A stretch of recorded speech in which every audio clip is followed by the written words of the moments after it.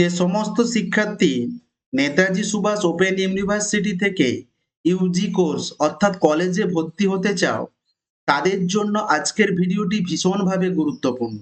তার কারণ আজকের ভিডিওতে আমি আলোচনা করব ভর্তির আগে যেটা প্রয়োজন অর্থাৎ যে এবিসি আইডি প্রয়োজন, সেই এবিসি আইডি কিভাবে ক্রিয়েট করব, ভর্তির জন্য প্রয়োজনীয় ডকুমেন্ট কি কি প্রয়োজন, কি কি বিষয়ে অনার্স করা যায়, অর্থাৎ সমস্ত বিষয়গুলো সঠিকভাবে জানতে ভিডিওটি না টেনে প্রথম থেকে শেষ পর্যন্ত দেখতে থাকুন।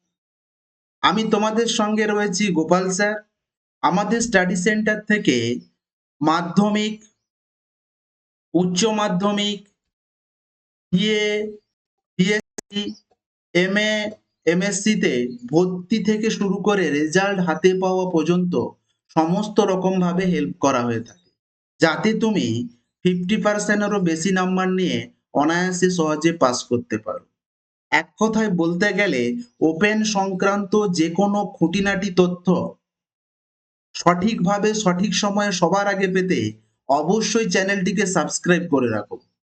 দেখো, আমাদের কাছ থেকে যে হেল্পগুলো পাবে মূলত অনলাইন এবং অফলাইন ক্লাসের সুবিধা, 80 থেকে 90% কমন যোগ্য সাজেশন ভিত্তিক নোট, এবং ফাইনাল এক্সামের আগে তোমাদের যে অ্যাসাইনমেন্ট এক্সাম হয়ে থাকে, এই অ্যাসাইনমেন্ট কিন্তু অনলাইনে হয়, তার উত্তরপত্র সম্পূর্ণ ফ্রিতে।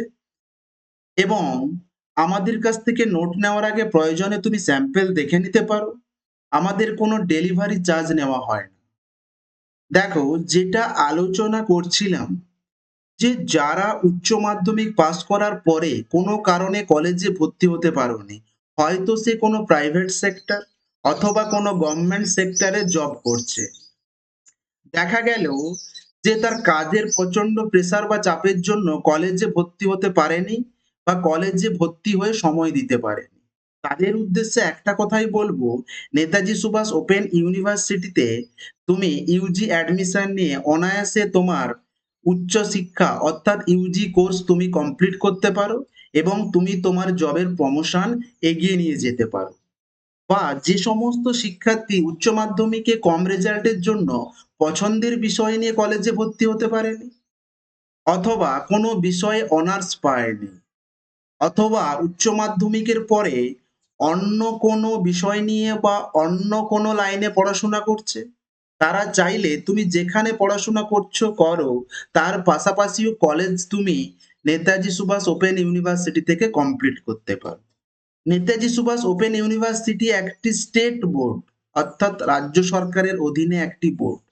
এখান থেকে প্রাপ্ত সার্টিফিকেট সব জায়গাতে অর্থাৎ সে প্রাইভেট সেক্টর হোক গভর্নমেন্ট সেক্টর হোক যে কোনো জবের ক্ষেত্রেই কিন্তু গ্রহণযোগ্য।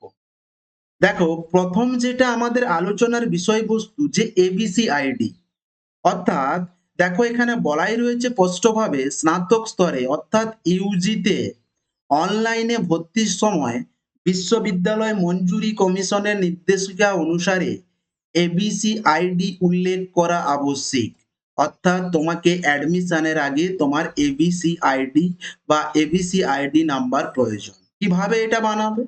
প্রথমত যে কোনো ব্রাউজারে গিয়ে এই ওয়েবসাইটটি বা এই যে দেওয়া রয়েছে www.abc.government.in, যে কোনো ব্রাউজারে গিয়ে টাইপ করে নাও এবং সার্চে ক্লিক করো, দেখবে এই ধরনের একটি পেজ খুলে যাবে। এখানে দেখতে পাচ্ছ মাই অ্যাকাউন্ট, এখানে মাই অ্যাকাউন্টে ক্লিক করবে। ক্লিক করার পরে দেখতে পাবে এখানে একটা হচ্ছে স্টুডেন্ট এবং ইউনিভার্সিটি দেখাবে। তুমি কি করবে? এই স্টুডেন্টে ক্লিক করবে। ক্লিক করার সঙ্গে সঙ্গে দেখে নাও এখানে দেখাচ্ছে মোবাইল ইউজার নেম আদার্স। এক্ষেত্রে তুমি যেহেতু নিউ ইউজার বা তুমি যদি নিউ ইউজার হয়ে থাকো তাহলে এখানে ক্লিক করবে, আর আগে থেকে যদি তোমার এবিসি আইডি ক্রিয়েট করা থাকে তাহলে তো তোমার আর প্রয়োজন নেই। তোমার ভেরিফাই করার জন্য তোমার মোবাইল নাম্বার এবং পিন দিয়ে তুমি দেখে নিতে পারো। নতুবা নিউ ইউজারের জন্য কি বললাম, এই নিচের এই অংশে ক্লিক করবে। দেখে নাও ক্লিক করার সঙ্গে সঙ্গে এই ধরনের একটা পেজ খুলে যাবে। এখানে তোমার বৈধ 10 ডিজিট মোবাইল নাম্বার দেবে, অর্থাৎ যে নাম্বারটা তোমার সব সময় চালু থাকে বা অ্যাক্টিভ সেই মোবাইল নাম্বারটাই দেবে। সেখান থেকে ওটিপি জেনারেট করে নেবে, তোমার ফুল নেম দেবে, ডেট অফ বার্থ দেবে এবং জেন্ডার সিলেক্ট করবে। এখানে একটা ইউজার নেম দেবে এবং এখানে পিন নাম্বার দেবে, ওই পিনটি পুনরায় রিপিট করে কনফার্ম পিন করবে এবং এখানে কারেকশন করে দেবে, অর্থাৎ এখানে একটি ক্লিক করে দেবে। তারপরে দেখো ভেরিফাই করলেই তোমার এবিসি আইডি ক্রিয়েট হয়ে যাবে। এখানে দেখাবে তোমার ছবি এবং এই নাম্বারটাই তোমার ভর্তির সময় লাগবে। এখানে একটা নাম্বার শো করা এবং এখানে তোমার নাম, এটিকে গুছিয়ে রেখে দেবে। তাহলে অ্যাডমিশনে হওয়ার আগে তোমার প্রথম যেটা কাজ কি, এবিসি আইডি বানিয়ে নেওয়া, এবিসি আইডি নাম্বারটাকে গুছিয়ে রাখা। দ্বিতীয়ত দেখে নাও ভর্তির ক্ষেত্রে তোমার কি কি ডকুমেন্ট প্রয়োজন।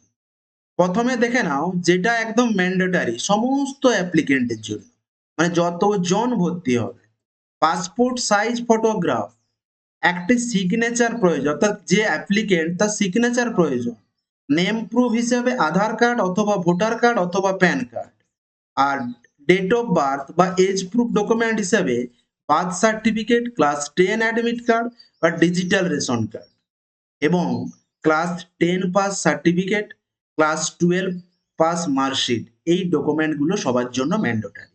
এবার কি বলা হয়েছে দেখো, ইফ অ্যাপ্লিকেবল। ইফ অ্যাপ্লিকেবল বলতে তুমি যদি ওখানে সিলেক্ট করো, ধরো কাস্ট সার্টিফিকেট তুমি যদি করো ইয়েস যা আছে, তাহলে SC ST OBC A OBC B যেটা তোমার হবে সেই কাস্ট সার্টিফিকেট আপলোড করতে হবে। জেন্ডার সার্টিফিকেট মানে যারা ট্রান্সজেন্ডার তাদের ক্ষেত্রেই প্রযোজ্য। পিডাব্লিউডি সার্টিফিকেট যদি তুমি সিলেক্ট করো বা ইয়েস করো সেক্ষেত্রে তোমার প্রয়োজন। BPL certificate if selected yes, যদি ইয়েস করো তাহলে সেটা প্রয়োজন। Defence and security force candidate, অর্থাৎ তুমি যদি কোনো ডিফেন্স বা সিকিউরিটি ফোর্সে জব করো বা তুমি ক্যান্ডিডেট হয়ে থাকো, সেক্ষেত্রে তোমার হচ্ছে কি ওই সার্টিফিকেট প্রয়োজন। বা ক্যান্ডিডেট অকুপেশন, যদি তুমি গভর্নমেন্ট সেক্টর, সেমি গভর্নমেন্ট বা প্রাইভেট সেক্টরে জব করে থাকো, সেখানে যদি ইয়েস করো তবে তোমার সেখানে কিন্তু এখানে এমপ্লয়ার সার্টিফিকেট বা অকুপেশন সার্টিফিকেট প্রয়োজন। আশা রাখি কি কি ডকুমেন্ট লাগবে আমি তোমাদের বোঝাতে পেরেছি। তাহলে প্রথম যেটা কাজ এবিসি আইডি বানিয়ে নেওয়া, দ্বিতীয় হচ্ছে এই ডকুমেন্ট গুলোকে গুছিয়ে রাখা।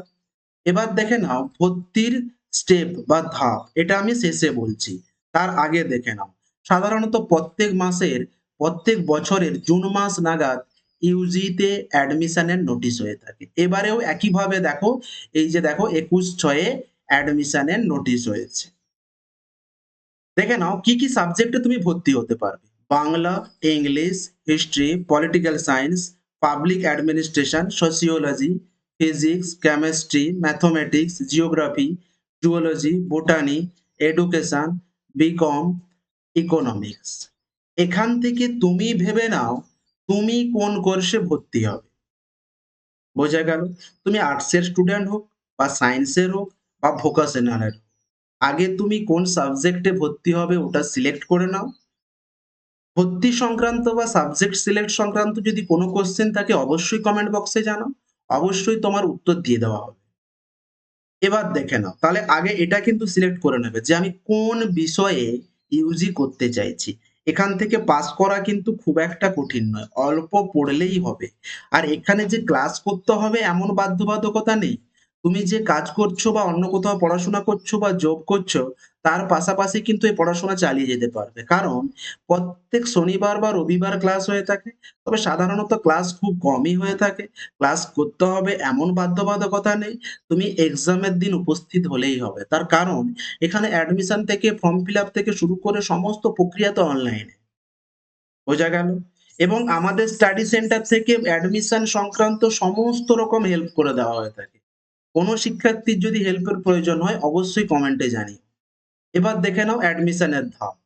প্রথমে কি বলা হয়েছে, না তুমি যখন নেতাজি সুভাষ ওপেন ইউনিভার্সিটির ওয়েবসাইট থেকে অ্যাডমিশন পোর্টালে যাবে, ওখানে যে নির্দেশাবলী বা ভর্তির প্রক্রিয়া ধাপসমূহ রয়েছে সেগুলো ভালো করে পড়ে নেবে এবং ওখানে রেজিস্টার করবে। ভর্তির সময় তোমার প্রয়োজনীয় নথিপত্র, ছবি, স্বাক্ষর সমস্ত সঠিকভাবে আপলোড করবে। যদি অস্পষ্ট হয় সেক্ষেত্রে কিন্তু অ্যাডমিশন প্রক্রিয়া ক্যান্সেল হবে। তারপরে তুমি সাবমিট করে দাও। ইউনিভার্সিটি তোমার ডকুমেন্ট সমস্ত যাচাই করবে। সব ঠিকঠাক থাকলে দেখাবে এইভাবে ভেরিফাইড অ্যান্ড অ্যাপ্রুভড। কতদিন সময় লাগবে ভেরিফাইড বা অ্যাপ্রুভ হতে? 2 থেকে 3 দিন লাগবে। বোঝা গেল? এবার যদি কোনো হলিডে পড়ে যায় সেক্ষেত্রে একটু বেশিও লাগতে পারে। এবার যখনই ভেরিফাই দেখাবে তখন তুমি অনলাইনে অথবা অফলাইনে চালানের মাধ্যমে তোমার সাবজেক্ট অনুযায়ী যে অ্যাডমিশন ফিজ আছে ওটি তোমাকে পেমেন্ট করতে হবে এবং পেমেন্ট স্লিপটি তুমি গুছিয়ে রাখবে। বোঝা গেল? অ্যাডমিশনের সময় যে তুমি অ্যাডমিশন ফর্ম বা অ্যাডমিশন স্লিপ এবং পেমেন্ট স্লিপ পাবে, অর্থাৎ যা যা ডকুমেন্ট পাবে সেগুলো কিন্তু গুছিয়ে রাখবে, কারণ ওগুলোই তোমার পরবর্তী প্রমাণপত্র তুমি অ্যাডমিশন হয়েছো কিনা। বোঝা গেল? এবার তোমাকে বলে রাখি, দেখো, কোনো স্টুডেন্ট যদি ডকুমেন্টস ভুল দিয়ে থাকে বা ইউনিভার্সিটি যদি মনে হয় যে কোনো তথ্য ভুল আছে, সেখানে কিন্তু দেখাবে এইভাবে ভেরিফাইড অ্যান্ড রিজেক্টেড। সেক্ষেত্রে কিন্তু অ্যাডমিশন পুরো প্রক্রিয়াটি ক্যান্সেল করে দেওয়া হয়েছে, আবার তাকে নতুন করে সঠিকভাবে অ্যাপ্লাই করতে হবে। এবার কোনো শিক্ষার্থীর যদি দেখায় যে verified and to be review, সেক্ষেত্রে ভেরিফাইড করা হয়েছে, কোনো ডকুমেন্ট বা কোনো কিছু সামান্য ভুল রয়েছে, সেটি সংশোধন করতে বলা হয়েছে এবং পুনরায় সাবমিট করতে বলা হয়েছে। বোঝা গেল? এইভাবে সংশোধন করে সাবমিট তুমি ৫ বার পর্যন্ত করতে পারবে। ৫ বারের বেশি হলে কিন্তু এই একইভাবে রিজেক্টেড হয়ে যাবে। আশা রাখি আমি তোমাদের নেতাজি সুভাষ ওপেন ইউনিভার্সিটিতে অ্যাডমিশনের সমস্ত তথ্য সঠিকভাবে তুলতে পেরেছি। যদি ভিডিওটি ভালো লেগে থাকে অবশ্যই লাইক করে দিও। অ্যাডমিশন সংক্রান্ত আমার বলার বাইরে কিছু জানার থাকলে অবশ্যই কমেন্টে জানিও এবং এই ভিডিওটি তোমার পরিচিত বন্ধুদের মধ্যে শেয়ার করে দিও। এই ধরনের আপডেটগুলি সবার আগে পেতে চ্যানেলটিকে সাবস্ক্রাইব করে রাখো। Thanks for watching.